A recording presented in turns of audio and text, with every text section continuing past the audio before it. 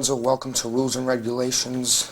Here with me today is the principal of the Wakefield High School, Mr. Struminksi, and today he will be talking about the Wakefield Handbook. Well, thank you for inviting me today. Let me just say a word in general about rules and regulations and handbooks. It would be nice if we could run an organization of our size without rules and regulations. I think we probably can all agree that that's somewhat unrealistic, and that it's important for students and everyone involved in an organization of our size to understand what the guidelines are, and that so that there are no disagreements along the way. Okay. Let's start off talking about the attendance policy. I know that there are excused and unexcused absences. What are some excused absences? Well, let me say this. When I came to Wakefield High School late in the summer and had an opportunity to look at the handbook that was in place last year, Wakefield High School already had an attendance policy.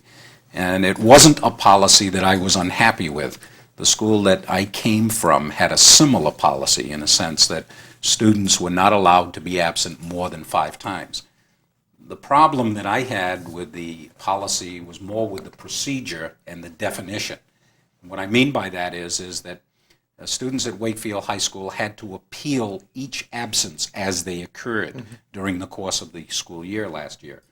Now, because students can be absent up to 5 days and not have it affect their grade, it seemed to me that it was unnecessary to appeal every absence, and that the only time it became important was when that student reached 5 absences. And so I did away with the individual absence appeal. And as we move toward the end of term 1, and we will be there next week, we will be looking at only those students who have 5 or more absences and trying to determine which of those days are what I call in the new handbook waivable, as opposed to excused or unexcused. And what we mean by waivable would mean that a student would not be charged with an absence that would affect their grade under this policy if, in fact, it were an acceptable reason. And now we come to your question. What kinds of absences can be considered waivable? Let me try to give you an example of what I mean. Let's assume, here's the way the process is going to work. I am going to send a form to each teacher at the end of the term. And on that form, I'm going to say to the teachers, please send me the names of those students in each of your courses who are passing the course but have missed 5 or more classes. So they will send me the names, and it might say, just as an example, it might say John Smith in a psychology class has a 78 average and has missed 6 classes. Okay? Now, it may be that that teacher has no idea why the student missed those 6 classes. And I have also put into effect in the office a procedure whereby we can track every day's attendance. I have asked the parents of Wakefield High School students to please call the school every day that their sons or daughters are going to be absent. When they do not call us, we make an effort to call them. And so we've maintained a log in the office for every day, for every student's absence and the reason why they're out. So that if we need to go back to take a look at this student's absences, we can see what the reasons are. Now, what absences are waivable? If a student has a long-term absence, they've got something that keeps them out of school, and we can document that, or they can document that with a medical note from a doctor. If a student has a religious holiday, if a student has a college visitation, if the student has some kind of chronic illness that keeps them out a day here or a day there, and our nurse knows about that. There are students who are asthmatic that get attacks periodically, and it's beyond their control. There are exemptions. There are times when sometimes our students have legal matters that they have to take care of. There are days that they may have to take a driving lesson, or not a lesson, but a license permit test, where the registry tells you when you have to come, so you have to be out of school. Those things are all waivable. So in the example, if this student has a 78 in their course, they've missed 7 days or 7 periods out of that class, and we in fact can verify that at least 3 of those were for waivable reasons. We would then report back to the teacher in another column next to the one that says 7. We would put the number of days waived. So if it's 3, that student then would end up with 4 absences, and he could pass the course. Okay. On the other hand, if there were really no reason, the teacher report might say 0 waived days, and the student would fail the class for that term only. Okay, what about the family vacations? Family, I have asked in my letter to the parents before school opened, I asked that parents not schedule family vacations during the school year. Sometimes it can't be avoided, we know that, but if it can possibly be avoided, vacations should be taken during school vacation periods and in the summer.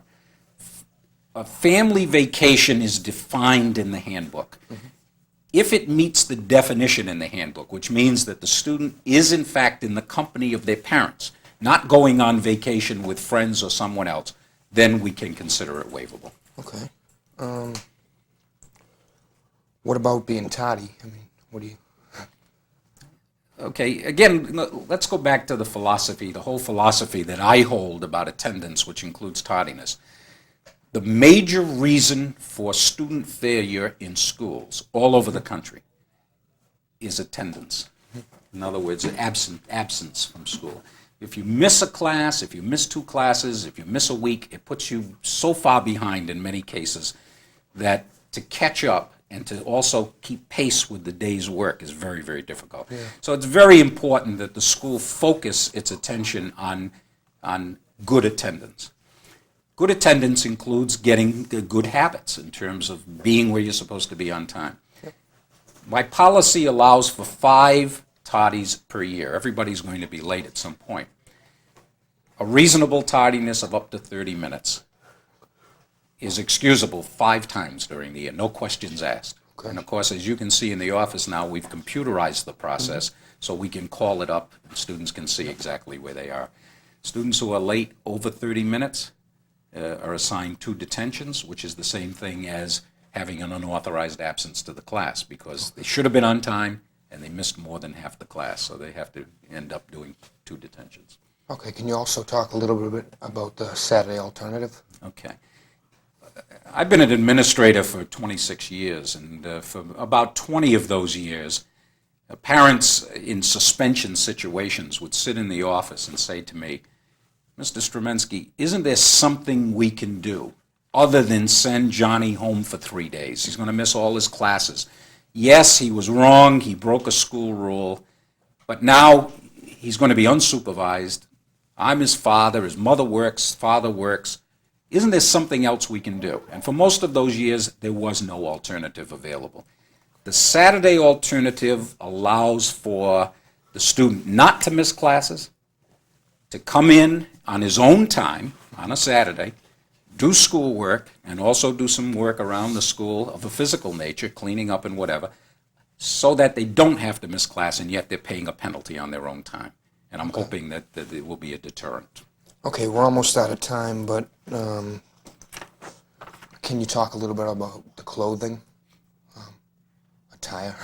Well, you know, again, the attire issue is something that was also in place before I arrived. Yeah.